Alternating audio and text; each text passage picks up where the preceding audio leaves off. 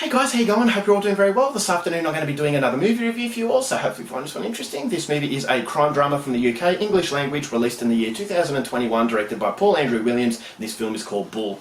So Bull is about our main character. He is nicknamed Bull. He's part of the crime world. He's a very brutal individual, a very scary individual, but he's also a loving father of his son. It's the only person he cares for. His wife is a drug addict, but he has to make his wife happy because his wife's father is actually the leader of this little criminal syndicate that Bull works for. So it's getting to a situation where Bull wants to divorce her, but at the same time he wants to keep his son, but she doesn't want anything to do with that. She wants to take the son, and having a father who is the head of this crime syndicate, she is actually using him in order to get what she wants. And so Bull is saying no to this. He wants to keep him, and this brings a lot of unwanted attention towards Bull, which leads to a very fateful incident that causes so much rage inside Bull that he uses all of his brutality inside him to exact his revenge. So whether or not he gets that revenge is something you're going to have to find out for yourself, because that's as far as I'm going with my synopsis. Now my thoughts on Bull.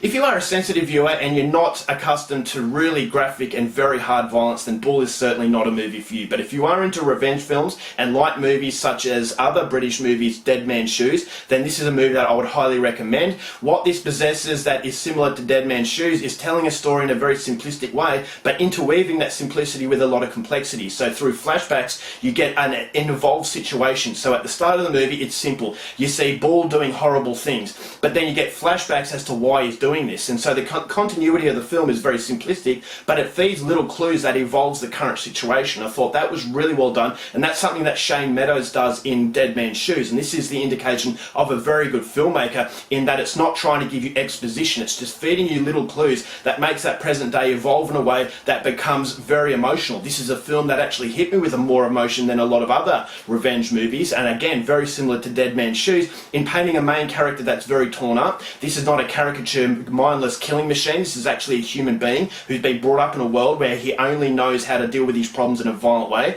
but he also has a very loving side of him. He loves his son, and so his son is that picture of beauty, but unfortunately in order to get to that picture of beauty he has to go through a lot of ugliness, and that ugliness really consumes him to a point where he's just completely torn up. And the more he gets torn up, the more dangerous he becomes, and you feel as though you're dealing with a man who is just a complete killing machine maniac, but at the same time relatable qualities as far as being a human being is concerned. So the whole character I thought was absolutely fascinating, and it's given more intensity through the fantastic performance from Neil Maskell. He's a fantastic actor, and he really showcases his abilities in creating a very three-dimensional scary individual. You have David Heyman, who plays the crime boss. I thought he was equally as impressive. He was a man who loved his daughter, and this is a movie about loving your family members, but unfortunately having that really negative domino effect. And when family members and those that you love are being neglected, this is the consequences. And so the consequences to this movie is just a domino effect. This is family trying to do the right thing by family,